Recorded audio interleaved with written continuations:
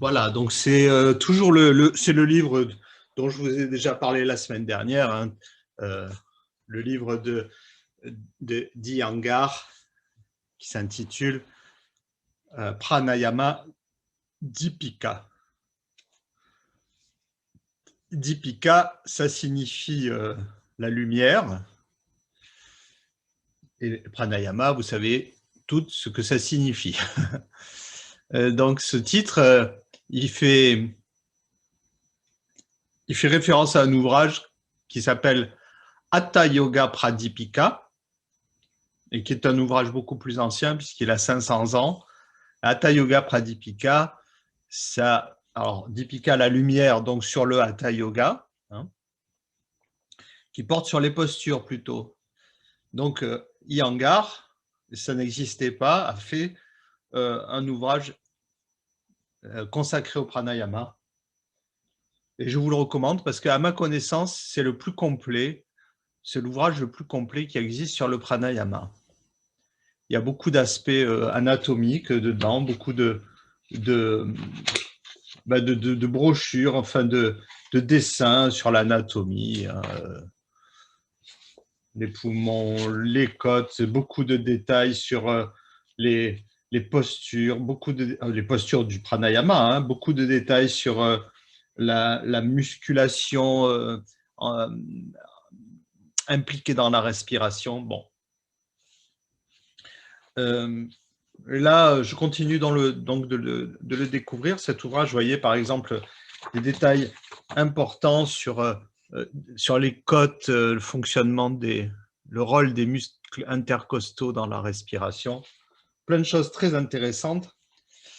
Et il parle aussi des bandhas, hein, donc je voulais un petit peu mettre l'accent là-dessus, sur les bandhas, que vous connaissez aussi. Et lui, il met particulièrement l'accent sur le Jaladhara Bandha, cette fameuse position de la tête, hein, ou plutôt du cou, qu'on doit pratiquer dans le yoga. Et il donne quelques indications que je ne connaissais pas, donc je les partage avec vous, hein. Alors, il dit notamment que le Jaladhara Bandha, ça je l'avais compris en le pratiquant, mais il le confirme. Et voilà, c'est toujours intéressant de voir quand on pratique et qu'on a tendance à tirer des conclusions de notre expérience, de vérifier avec des ouvrages de maître que notre expérience, elle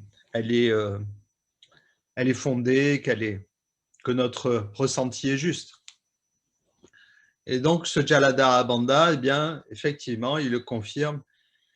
Il fait que notre énergie vitale, au lieu d'être consommée par le cerveau, de la gaspiller un petit peu en pensée, activité du cerveau pas forcément positive pour nous, c'est-à-dire qui n'entraîne pas vraiment un bien-être, eh bien, le Jaladhara Bandha permet de garder l'énergie près des organes vitaux et de garder plus d'énergie dans le corps, donc et de moins gaspiller d'énergie en fonction cérébrale. Ça ne veut pas dire qu'il est inutile, le cerveau, mais une partie de son activité n'est pas utile, hein, nos pensées ruminantes, par exemple.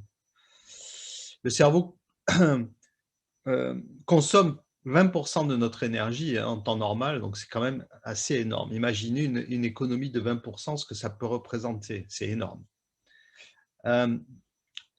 Et il confirme aussi, notamment,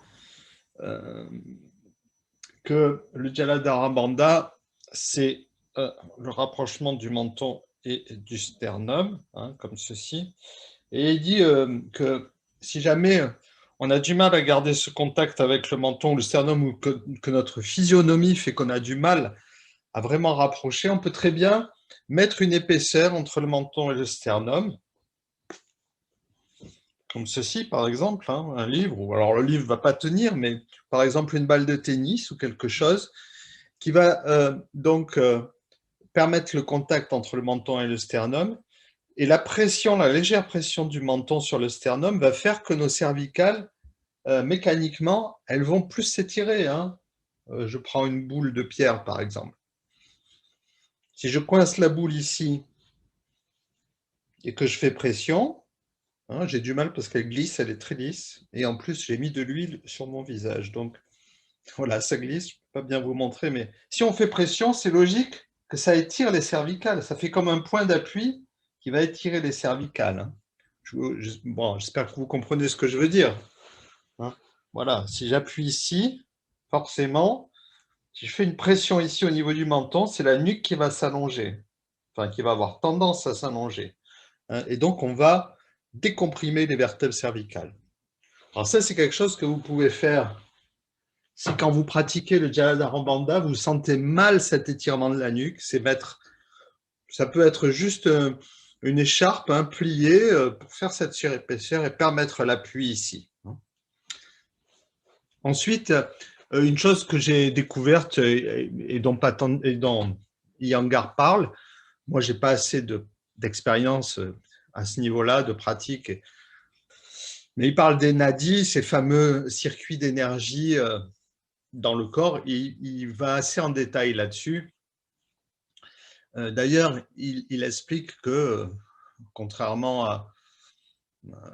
lui, il parle de 10 chakras hein, au lieu de 7. Donc, ça, c'est encore un point qui n'est pas très définitivement déterminé. Combien on a de chakras? Il y en a des principaux, puis il y en a des mineurs. Il y en a même qui disent qu'il y en a beaucoup plus de 10. Lui, il parle de 10. Donc, on voit que en fonction de l'expérience des yogis, hein, il ne faut pas avoir des idées arrêtées là-dessus. Il faut rester assez ouvert. Donc, il parle de 10 chakras et il parle des 2 nadis principaux dont je vous parle souvent, celui qui part de la narine gauche et de la narine droite, qui conduisent au bas de la colonne, qui transportent l'énergie solaire et lunaire. Et il parle aussi de ce nadi central, qui est Shushuma, et qui, habituellement, chez la plupart d'entre nous, commun des mortels, n'est pas ouvert. Et lorsqu'on arrive à justement faire circuler l'énergie vitale dans ce nadi-là, à force de pratique du yoga, de pranayama, etc., on peut utiliser l'énergie spirituelle, on va dire. Hein. Ça va ouvrir les chakras, ça va distribuer une énergie spirituelle dans le corps, donc une énergie qui n'est pas de l'ordre électrique, hein, qui est immatérielle, hein. Il faut l'accepter, en tout cas quand on fait du yoga, c'est un concept admis dans le yoga. Et donc, pour favoriser la circulation de l'énergie dans ce nadi central, le Jaladharabandha est très utile parce qu'il va, en quelque sorte, empêcher, freiner la circulation dans les nadis latéraux. Hein. Le fait de faire ce mouvement hein, va fermer. Et on sent effectivement ici une sorte de... On sent quelque chose ici quand on fait le Jaladharabandha qui est d'ordre musculaire, mais aussi énergétique, pas seulement. Hein. Je ne sais pas si vous le sentez.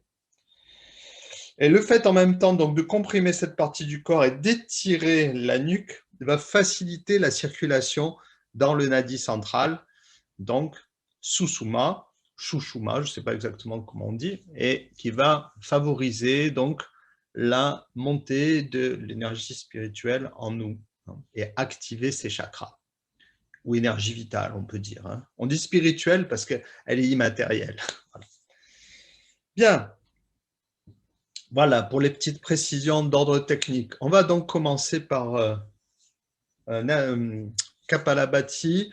Je voulais aussi vous dire que ce pranayama Kapalabhati qui paraît très mécanique, très basique, très essentiel, il est beaucoup plus puissant qu'on pourrait l'imaginer. Hein. D'ailleurs, quand j'ai étudié le yoga dans sa théorie, Kapalabhati fait partie des pranayamas les plus puissants parce qu'il agit sur tous les plans, sur le plan physique, sur le plan nerveux, sur le plan mental et directement aussi sur l'énergie spirituelle. Et c'est un des seuls pranayamas qui agit sur ces 4 plans.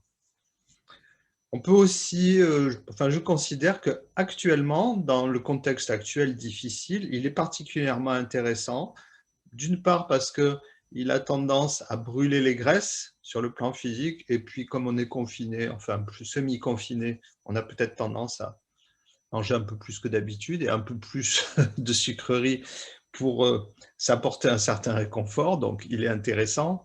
Et puis il est intéressant aussi parce qu'il permet de détruire les toxines mentales hein, et d'évacuer les frustrations, les colères, les choses qui encombrent notre esprit. Hein, voilà. Donc il est vraiment intéressant.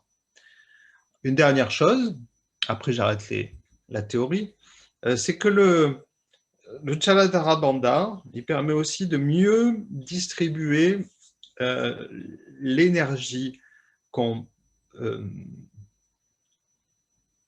comment dire, qu'on stimule lorsqu'on fait des pranayamas. Il dit bien que si on fait un pranayama sans Jaladhara Bandha, l'énergie qu'on va stimuler va mal circuler dans le corps et peut même entraîner certains déséquilibres. Je vous l'ai souvent dit, le pranayama, il faut faire attention, on peut entraîner des déséquilibres énergétiques. La pratique du Jaladhara Bandha permet de réguler cette énergie subtile qu'on distribue dans le corps, de la distribuer de façon harmonieuse et surtout non... c'est un peu comme un effet...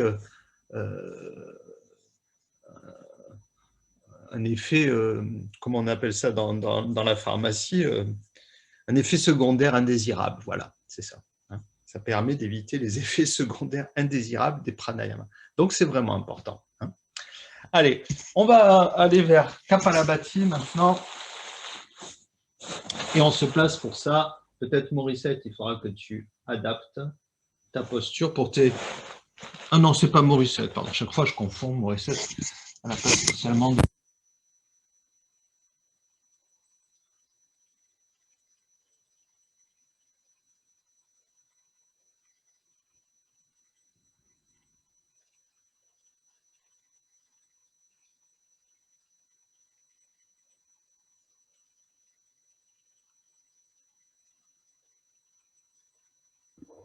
On ne t'entend plus, Olivier. Il n'y a plus de son. Là, ça va?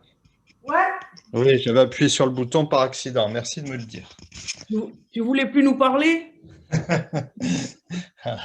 Alors, pour Kapalabhati, comme les autres pranayama, très important le Jaladhara Bandha. J'insiste un peu aujourd'hui sur ce point. Donc, épaules relâchées, cage thoracique ouverte, sternum monté. On pousse le cœur en avant. Déjà, ça réduit la courbure dorsale. Et puis, on pivote notre tête autour de cet axe virtuel qui passe par les oreilles pour ramener notre menton, sinon en contact, au moins près du sternum, et on doit sentir cet étirement de la nuque.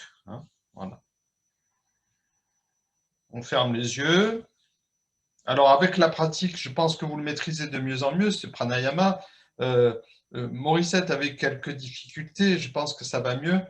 Avec la pratique, bien dissocier l'aspect thoracique et l'aspect abdominal de la respiration. Allez, on va faire une première série.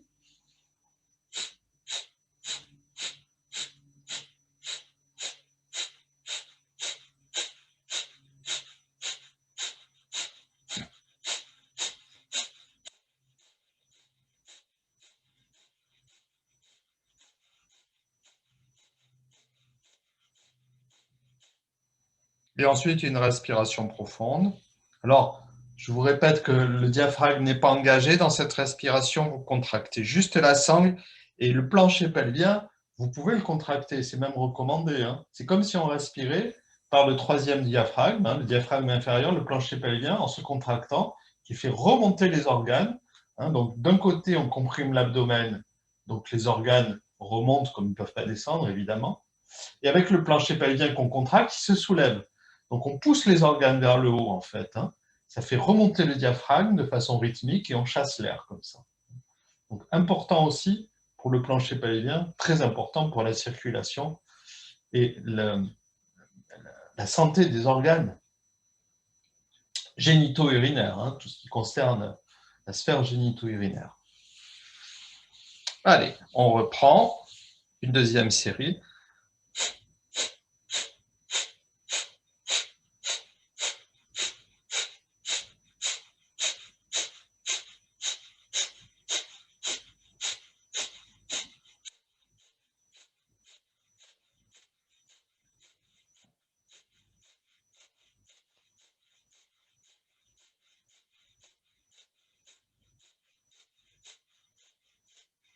Ensuite, encore une respiration profonde avec Ujjayi.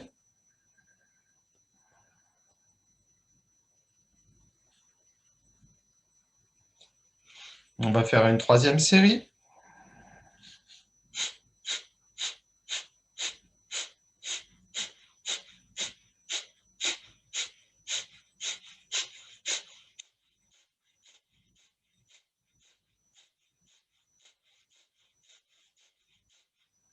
On relâche. Une respiration profonde avec Ujjayi.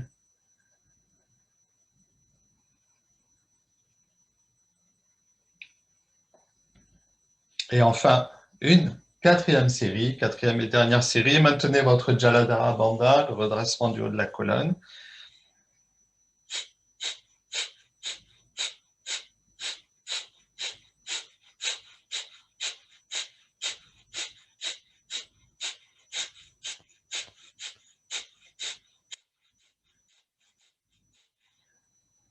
Et une dernière respiration profonde avec Ujjayi. Je vais en profiter pour vous montrer quelques photos du Jalandhara Bandha. C'est pas évident à dire. Pratiqué par Iyengar, hein, puisque c'est un maître yogi. On peut supposer qu'il le fait pratiquement parfaitement, sinon parfaitement. Donc, je vais vous montrer ce que ça donne.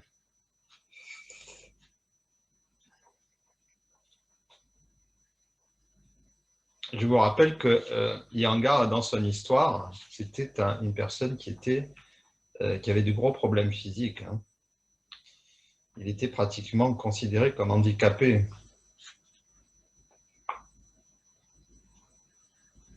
Et la pratique du yoga l'a amené à être un maître. Hein. Alors voilà.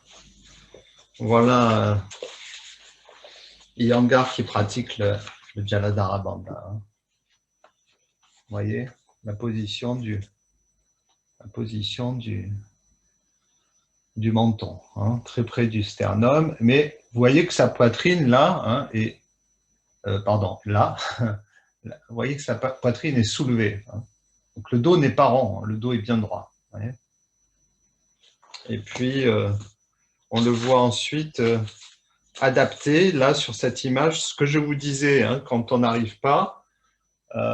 Vous voyez, à placer quelque chose entre le cou et le sternum, hein, pour pouvoir, ici et ici, hein, il explique qu'on peut faire ça. Voilà.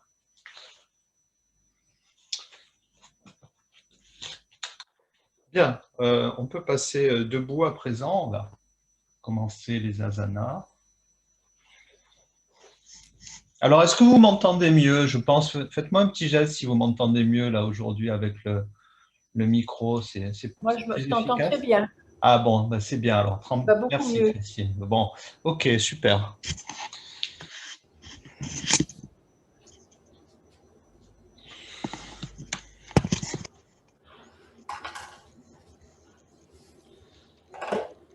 Allez, on va commencer avec une demi-flexion.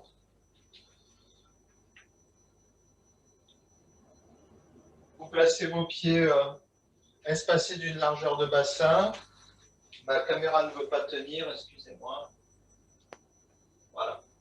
Vous placez vos pieds espacés d'une largeur de bassin, pieds parallèles, donc bord externe des pieds parallèles, à peu près une largeur de bassin entre les pieds. Et on va faire notre demi-flexion. Simplement 4 fois. En inspirant, on monte nos bras. On aligne bien tout le corps. Expire, on enroule notre colonne, on croise les poignets dans le dos. Et on vient tirer le front vers les genoux. Inspire, on remonte les épaules au niveau du bassin, le dos bien droit, sans remonter le menton. Et les bras vers l'avant. On cherche à aplatir tout le dos. Expire, on revient, on enroule. Poignets croisés dans le dos. On tire le front vers les jambes. Inspire, on déroule. Et expire, on ramène les bras par devant. On va faire ça encore 3 fois. Suivez bien votre rythme respiratoire avec Ujjayi. Respiration complète. Hein. Le but, c'est de bien oxygéner.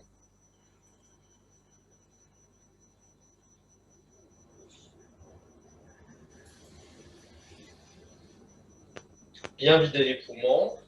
À chaque expire, inspire, on déroule. Et bien remplir à chaque inspire. Hein, et expire, on ramène. Encore 2 fois, et vous suivez votre rythme. Hein. Je sais que Anne-Marie a un rythme un peu plus rapide. Pas de problème.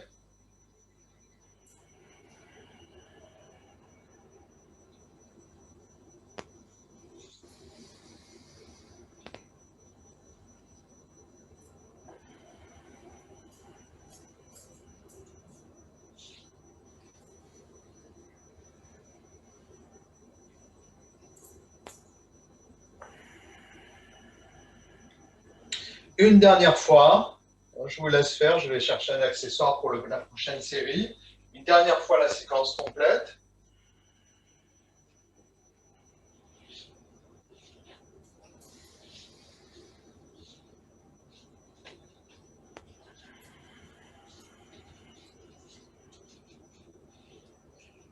Et ensuite, quand vous avez ramené les bras, vous relâchez le contrôle du souffle.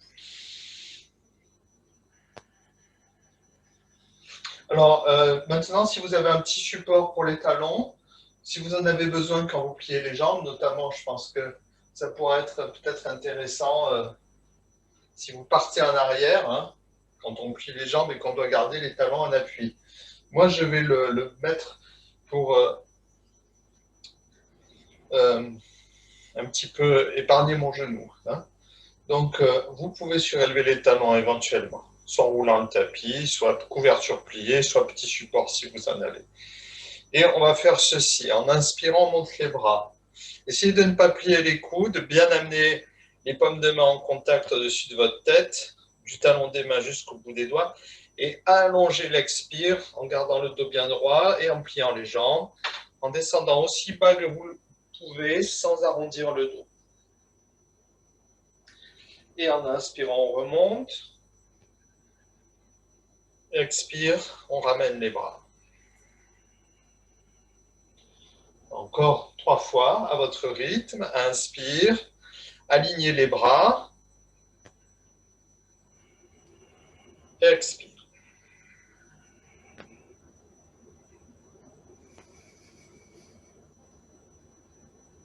Inspire. Et expire. Encore 2 fois, je vais venir vous observer. Inspire, on monte les bras. Expire. Attention à garder les pieds parallèles quand vous descendez, c'est très important. Inspire, vous remontez. Expire, vous baissez les bras. Bien. Allez, dernière fois. Une dernière fois, gardez bien vos genoux, vos cuisses parallèles hein, quand vous descendez. Le menton rentré. Si ça fait mal, on ne va pas plus loin. Bon, c'est bien. Ça s'améliore au niveau des épaules, hein, j'ai l'impression, Morissette. Relâchez quelques instants. Laissez le souffle s'apaiser.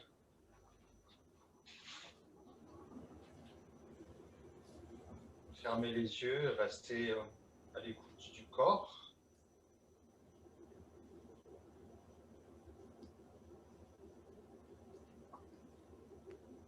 Pour la prochaine posture, hein, c'est Trikonasana 2. On va commencer par s'échauffer en dynamique et ensuite on prendra la posture en statique, mais de façon assez cool. Donc, si vous avez un petit tabouret comme moi, par exemple, comme ça, vous pouvez le prendre pour la posture statique. Un tabouret pas trop haut. Hein. Ça peut permettre de faire la posture d'une façon très confortable. Bon, vous pouvez aussi, c'est moins haut, mais ça marche bien, mettre 2 supports comme ça l'un sur l'autre, hein, c'est très bien. Ou même comme ça, si vous voulez plus de hauteur. Plus c'est haut, plus c'est confortable. Hein, voilà. Mais on va d'abord la faire en dynamique pour s'échauffer. Donc on espace les 2 pieds assez largement, bord externe des pieds parallèle toujours. Hein. Gardez les jambes bien tendues. Inspire, bras en croix, on ouvre la zone du cœur. Expire. La main gauche vers le pied droit, la main droite vers le ciel. On regarde la main droite. Inspire, on revient dans l'axe. Et on ouvre. Expire de l'autre côté. Inspire, on revient dans l'axe, on ouvre. Expire.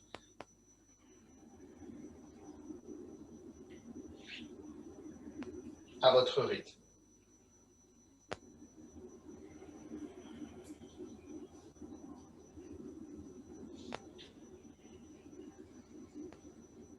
Encore une fois de chaque côté.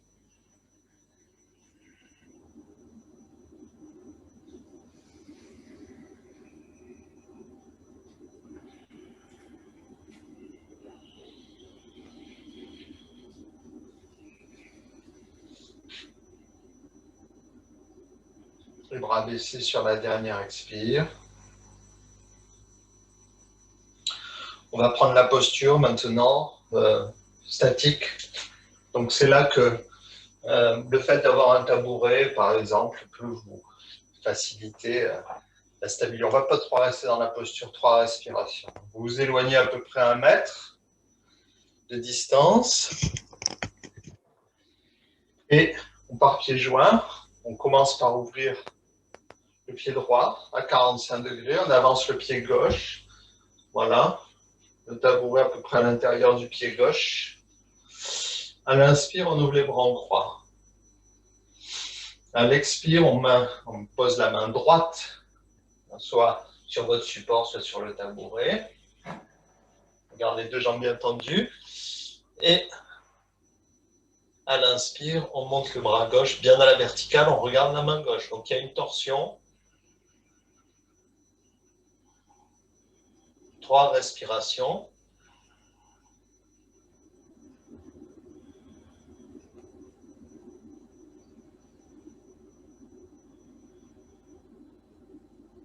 Et à l'inspire, on revient dans l'axe.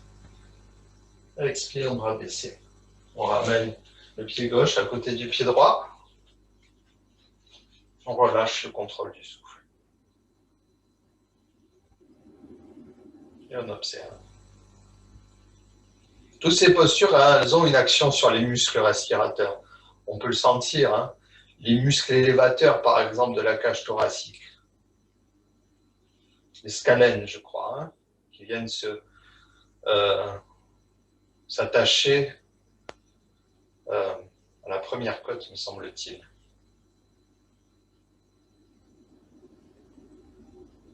On va faire la posture de l'autre côté.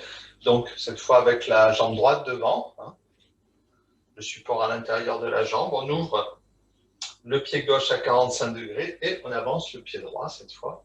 Je ne vais pas trop la faire parce que j'ai mal au genou. Inspire, on prend en croix. Expire, cette fois on pose la main droite sur notre support. Main gauche, pardon, main droite. Main gauche, main gauche. Et main droite vers le ciel, on regarde la main droite. 3 respirations.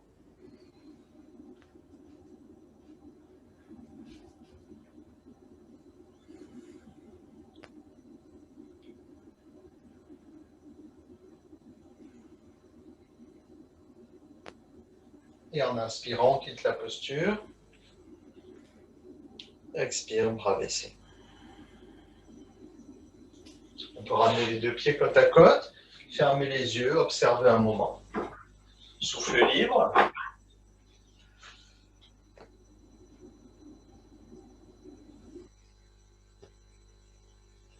Et on va passer au sol maintenant. Vous pouvez vous allonger sur le dos.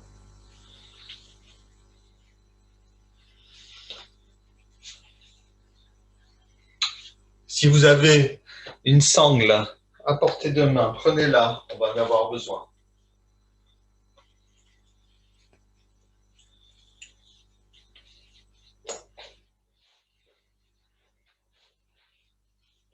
Donc, allongez confortablement.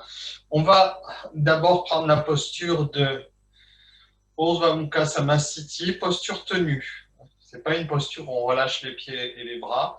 C'est une posture où on garde les pieds qui se touchent, les bras le long du corps et les paumes de main vers le sol. 3 respirations avec Ujjayi. Donc, c'est une posture qui n'est pas une posture de relaxation.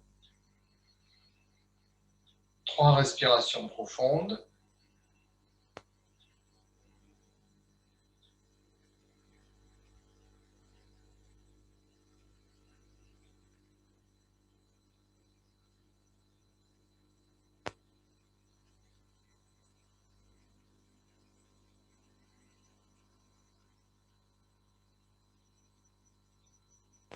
Et maintenant, en inspirant, vous placez vos bras en croix, en gardant les paumes de main tournées vers le sol. Ah, j'ai laissé mon micro en haut, je vais le redescendre. Hein. Excusez-moi, je n'ai pas encore trop l'habitude de gérer le micro extérieur, hein. Mais ça va venir. Voilà. Donc, les bras en croix. Et en expirant, vous pouvez déplacer vos 2 pieds vers la gauche en frappant les talons au sol. Hein, vous frappez les calcanéums pour faire vibrer le squelette. On déplace les 2 pieds vers la gauche. Arrivé à destination, on met le pied droit sur le pied gauche. Et en expirant, on tourne la tête vers la droite.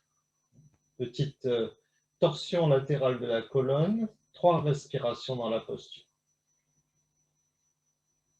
On ouvre bien le poumon droit en inspirant et on resserre un petit peu le ventre en expirant.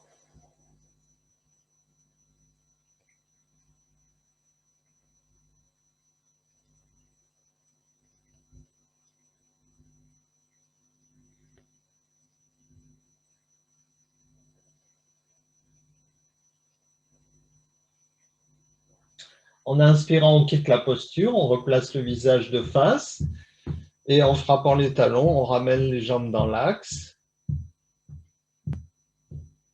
Quelques instants, on peut prendre la posture de Apanasana pour bien laisser la colonne se replacer dans l'axe.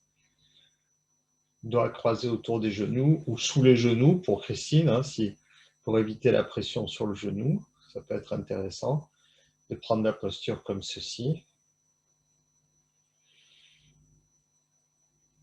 Allez, on redémarre de l'autre côté. Donc, bras en croix en inspirant, on allonge les jambes. Et en expirant, là, on frappe toujours les talons, on déplace nos pieds vers la droite. On place le pied gauche sur le pied droit et on tourne la tête vers la gauche. 3 longues respirations en amenant l'air dans le poumon gauche quand on inspire, en laissant les côtes se soulever à gauche et en expirant, on laisse les côtes se fermer à droite.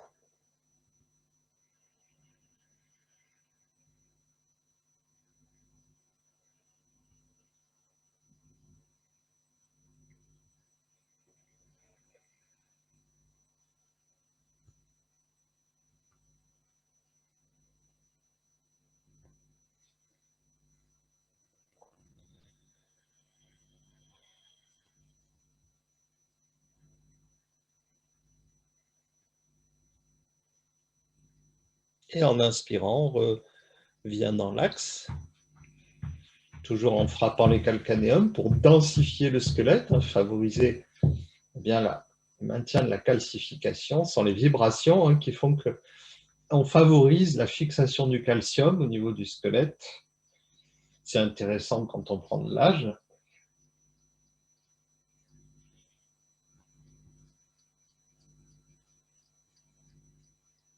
Ensuite, on va allonger les jambes.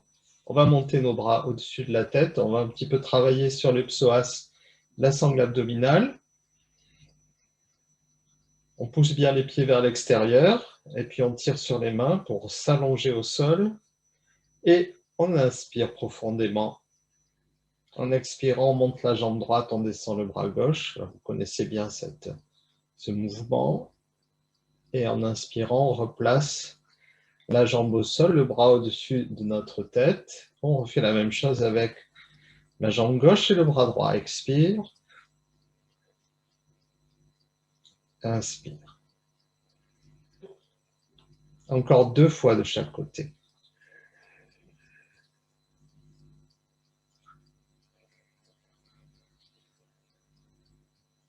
En suivant très attentivement votre souffle.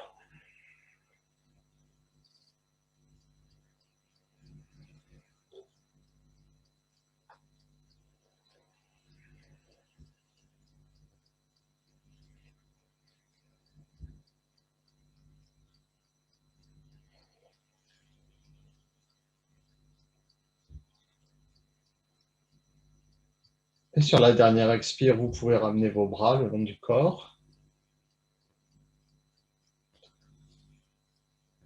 Et là, relâchez les pieds vers l'extérieur. Shavasana.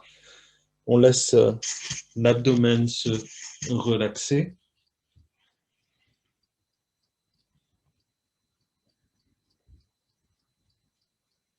Et la respiration libre.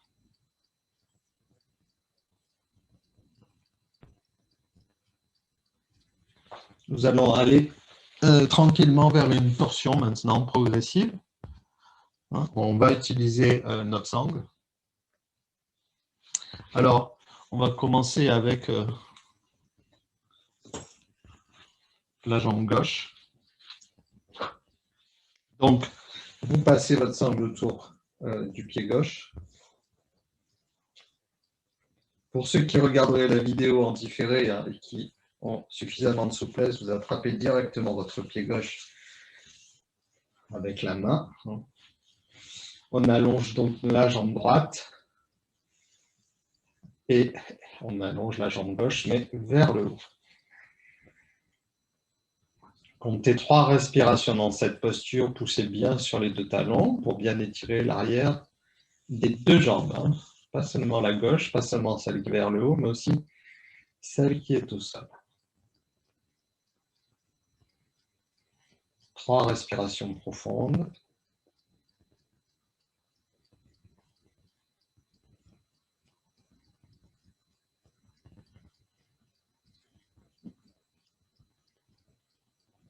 Puis sur une inspire, on place notre bras gauche en croix, paume de main vers le sol. En expirant, Jatara Parivriti 3, on fait la torsion, la jambe gauche passe vers la droite et la tête roule à gauche. On est en torsion, donc 3 respirations également. Bonne ouverture du poumon gauche à l'inspire et essorage du ventre à l'expire.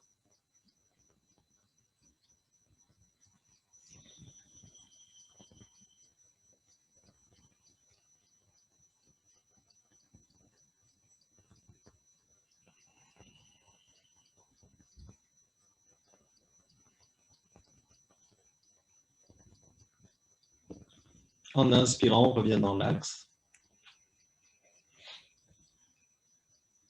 En expirant, on replie les jambes, on ramène les bras à Panasana quelques instants pour observer l'effet de la posture, la trace énergétique de la posture dans notre corps.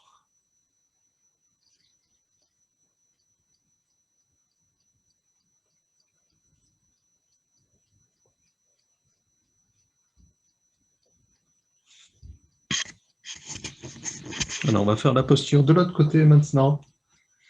Donc, la sangle est passée autour du pied droit. Et on commence. Alors, on tient, je vous ai dit autour du pied droit, oui, c'est ça. Autour du pied droit. On étire la jambe à l'inspire vers le ciel, ainsi que la jambe gauche. On tient la sangle avec la main gauche. Et en inspirant, on place le bras droit en croix. On va rester 3 respirations dans cette phase. Poussez bien sur les 2 talons à chaque inspiration.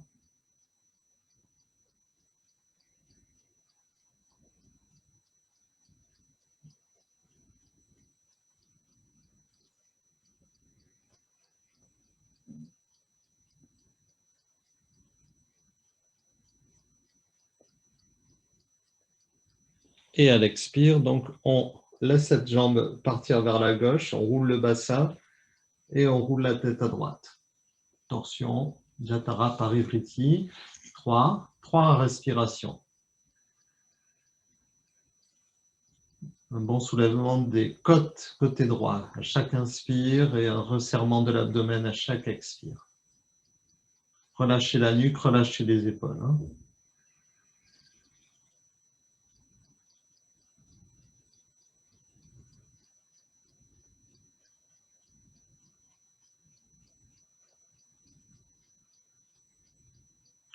On étire les obliques aussi dans cette posture.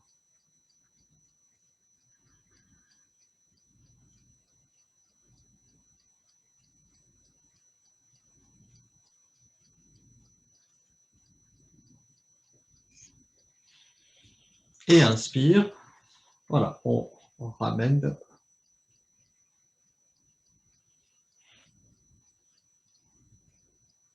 La jambe à la verticale. Expire. Apanasana à nouveau. Doigt croisé autour des genoux. On observe. On relâche le contrôle du souffle.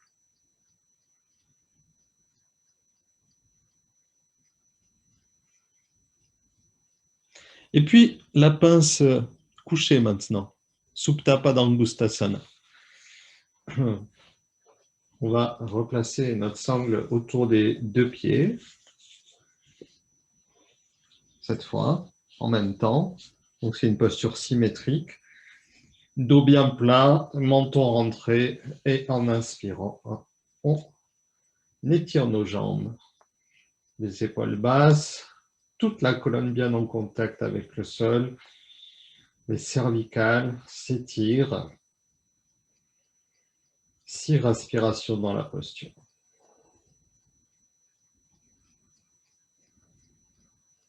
Bonne respiration pour la circulation des jambes. Circulation retour.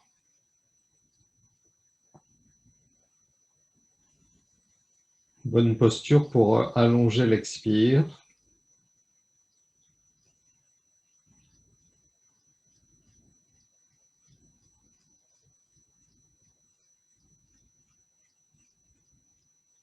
Respiration profonde, essentielle.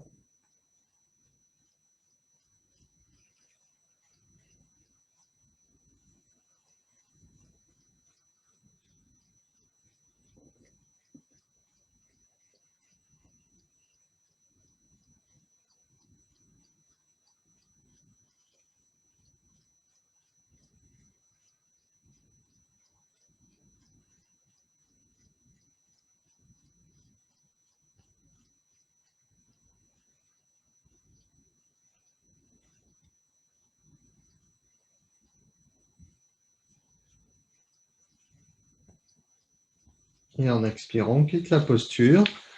On peut replier les jambes. Cette fois-ci, on place les pieds à plat. On espace les pieds et on place les genoux en contact l'un contre l'autre pour laisser l'effet de la posture se diluer dans le corps.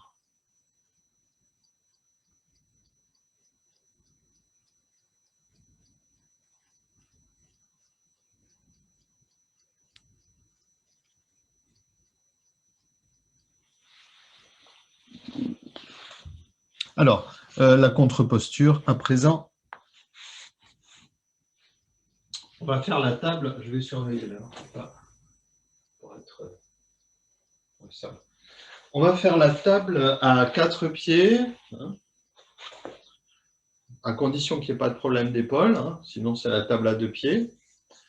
Sinon, vous faites la table à 2 pieds. On va la faire simplement 3 fois. D'ailleurs, c'est une bonne posture pour les genoux.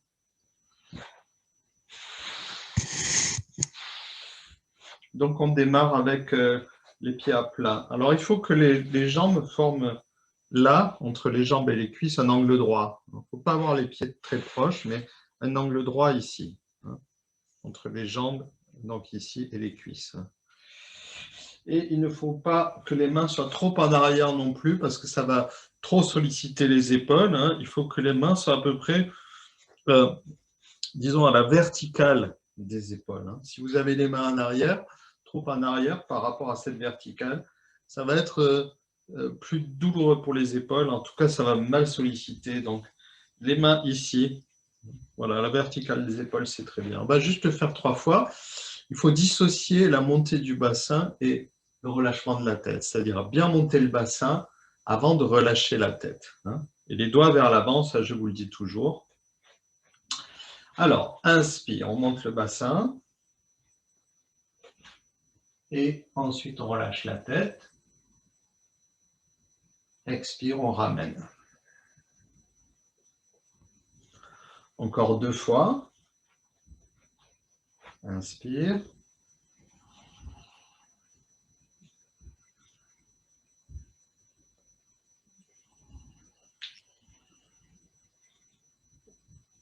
Encore une fois.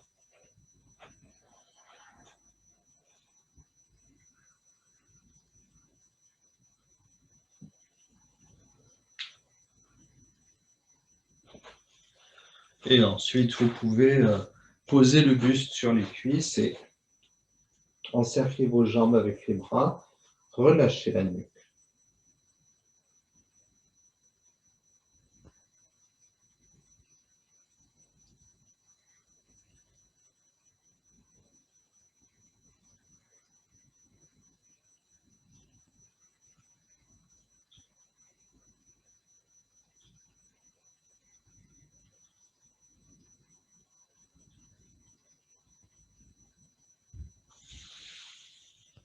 Bien, vous pouvez maintenant vous redresser, puis vous couvrir pour le pranayama.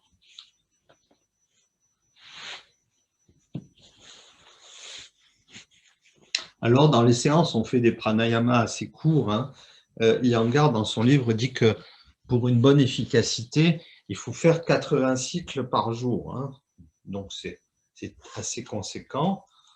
Hein, si on considère à peu près qu'on fait un cycle de pranayama par minute, hein, 80 cycles, ça fait 80 minutes, donc ça fait 1h20 dans la journée consacrée au pranayama. Bon, évidemment, ce sont les yogis, enfin, personnes qui consacrent leur vie au yoga. Hein.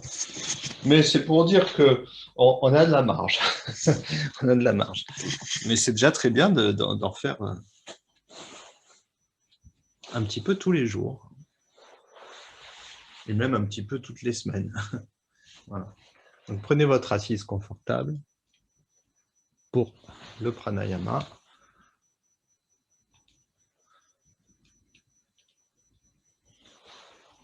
Alors dans cette période hein, assez particulière, même très particulière qu'on est en train de traverser, moi je vous recommande des pranayamas plutôt équilibrants ou plutôt facilitant l'expression, l'extériorisation, plutôt que l'inverse, hein, parce qu'on est à une période justement où on a tendance à se refermer sur soi, hein, et donc éviter les pranayamas trop intériorisants, comme Chandra Bedana par exemple, hein, plutôt équilibrant ou extériorisant, ou évacuant, hein, si je puis dire.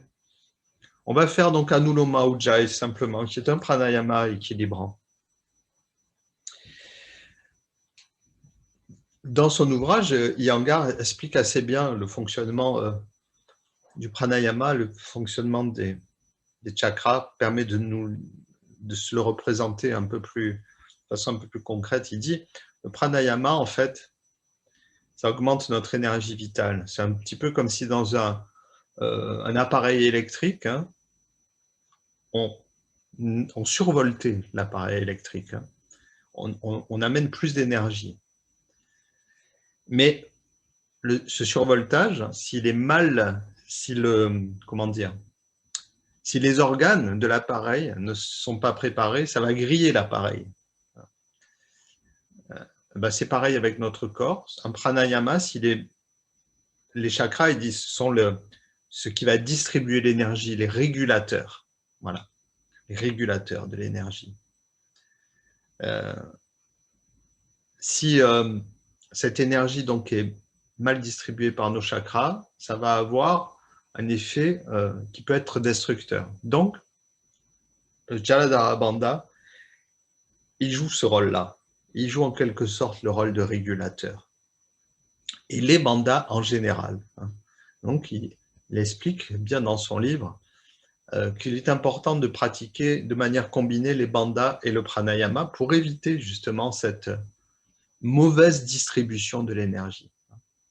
Donc les bandhas, que sont-ils? Le Jaladhara Bandha, le premier qu'on a vu, et puis on a Uddiyana Bandha, le retrait de l'abdomen, et Mula Bandha, la contraction anale rectale, hein, qui fait remonter le plancher pelvien.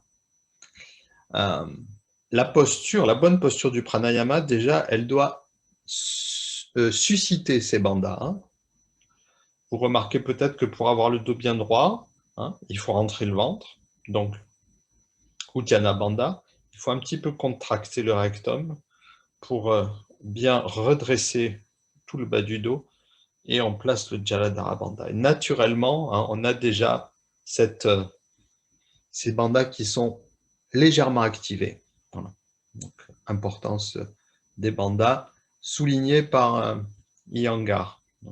D'ailleurs, on peut très bien sentir que si on le fait bien, après un pranayama, on se sent mieux si on a bien pratiqué les bandas parce qu'on est très concentré sur soi et on ressent une sorte d'apaisement. Alors que si on ne fait pas les bandas, si on a une mauvaise posture, pendant le pranayama, ça peut susciter une tension, hein, même une tension psychique, hein, une sorte de voilà, tension psychique. Alors on va faire 6 cycles simplement. On prend notre posture, on prépare le mudra, index majeur replié, 2 petits doigts et le pouce. On pincera bien les narines au bon endroit, dans le creux. On inspire avec Ujjayi par les 2 narines. On expire narine gauche sans Ujjayi.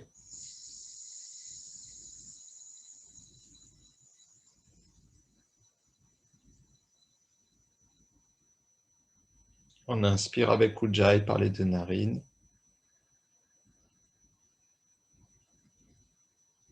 On expire narine droite sans Ujjayi.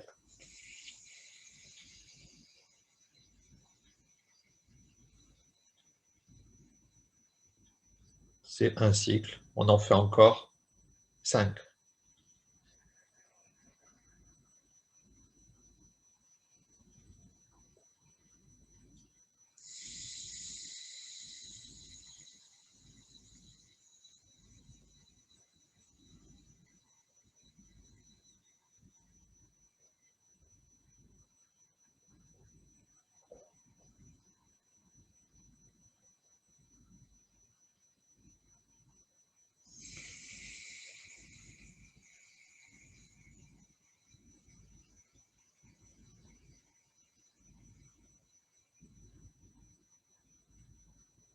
Alors, on ne laisse pas notre esprit vagabonder, on reste au contact du souffle. Hein.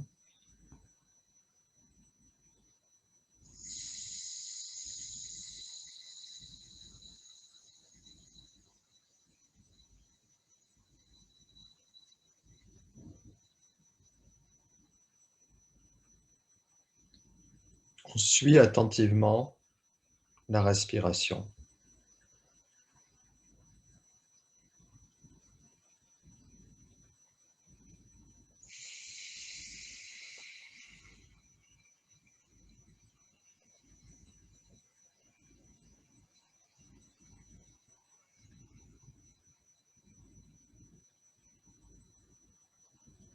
On reste très disponible à toutes les sensations que le souffle nous communique.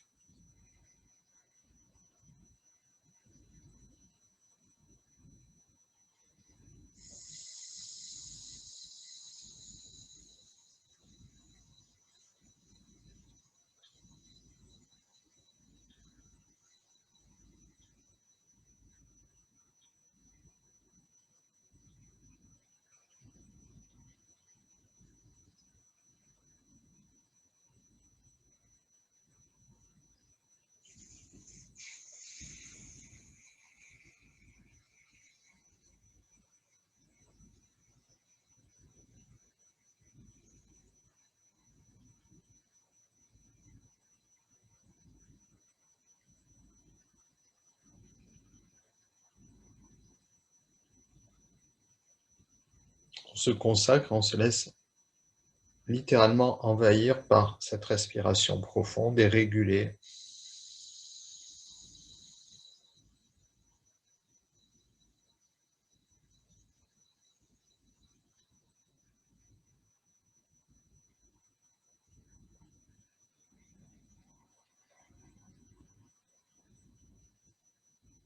La colonne bien droite, le Jaladhara Bandha maintenu, mais le visage relaxé.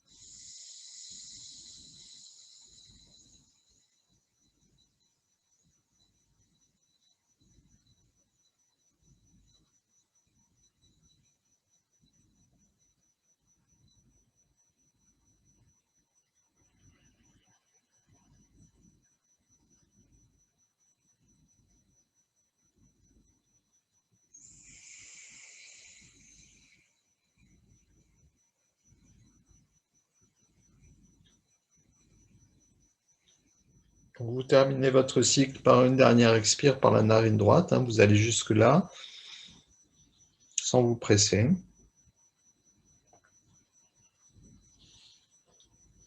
Et puis vous relâchez les mains et vous respirez d'une façon naturelle, enfin spontanée.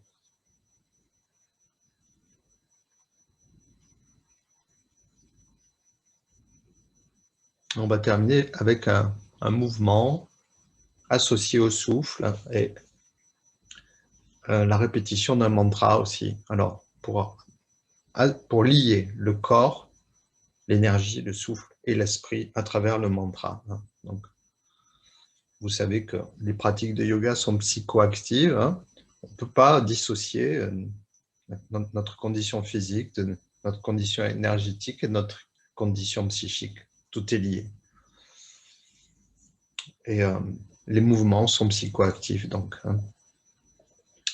on va faire un mouvement symbolique où on va plutôt prendre contact avec l'extérieur, puisque c'est le rapport à l'extérieur qui est un petit peu difficile en ce moment. L'extérieur peut paraître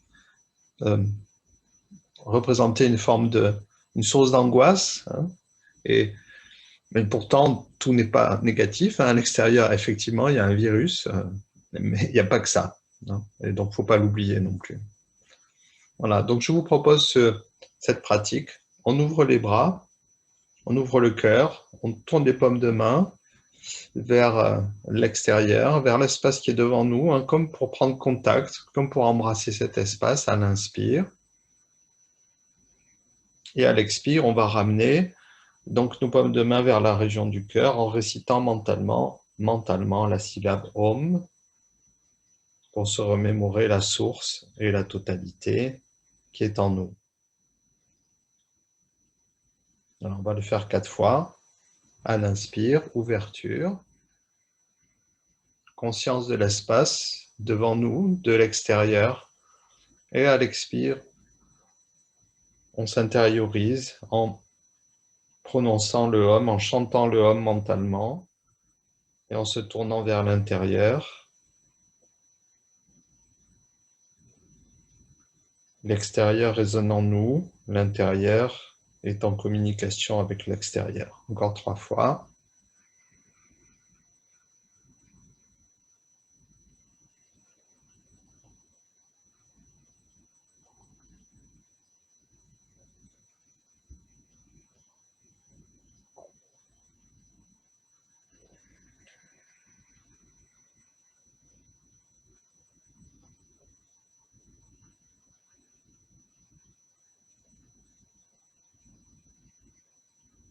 Alors évidemment, ce n'est pas un geste à faire de façon comme une imitation ou mécaniquement. Et ça demande un engagement émotionnel, physique, énergétique.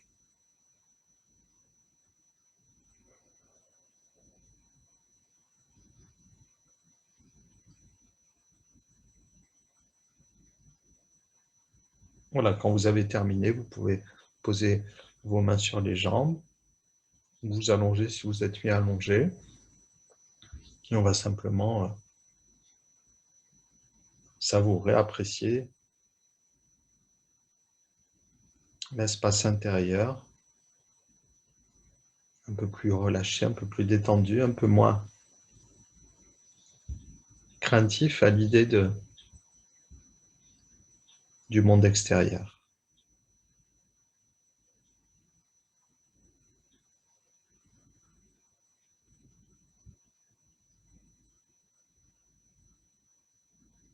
En entretenant une certaine confiance en soi, en l'avenir, en ayant conscience évidemment que nous sommes mis à l'épreuve dans la durée, mais nous pouvons trouver en nous les ressources.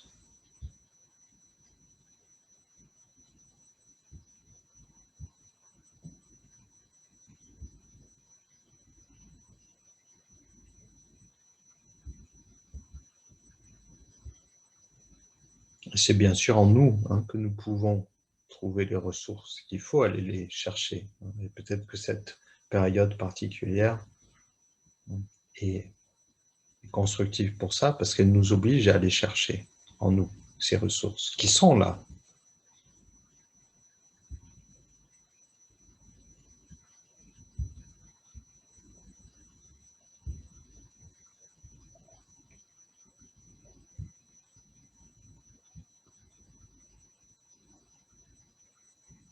Alors, ensuite, vous pourrez tranquillement ouvrir les yeux, revenir quand vous vous sentez vers le monde extérieur.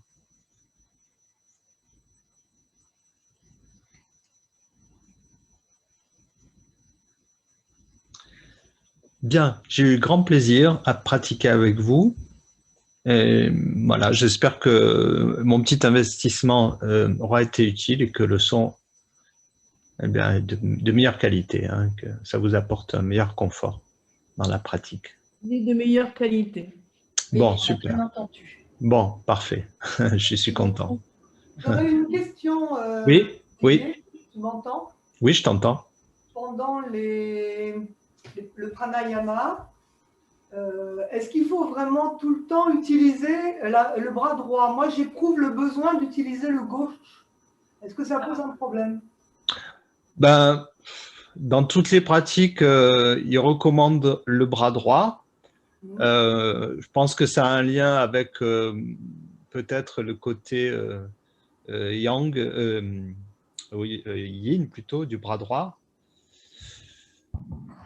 Je ne sais pas. Moi, ce que je ressens, c'est que le gauche est plus lié au cerveau droit et que du coup, ça calme le cerveau droit, quoi. Ah, c'est une bonne question. Bon, en général, dans les pratiques, ils disent le bras droit pour le nez, mais moi, je pense qu'il ne faut pas être rigide. Et si tu sens que ça serait mieux avec le gauche, expérimente-le pendant un moment. D'accord. Mais pendant longtemps, je dirais. Hein. Oui. Pas pendant une séance ou deux, mais tu le fais plusieurs semaines, tu restes avec le bras gauche. Et tu vois si tu le sens mieux. Moi, je dirais pourquoi pas. Je pense que c'est une subtilité et je ne vois pas pourquoi il y aurait une opposition formelle à ça, non. Moi, voilà, je te conseille d'essayer plusieurs semaines pour te faire une opinion. D'accord, ok. Merci. Je t'en prie. Merci Olivier. Merci à vous. Eh bien, à très bientôt, j'espère. Portez-vous bien. Faites attention à vous. À bientôt. Merci Olivier. Bye bye. Merci à vous. À bientôt. À bientôt.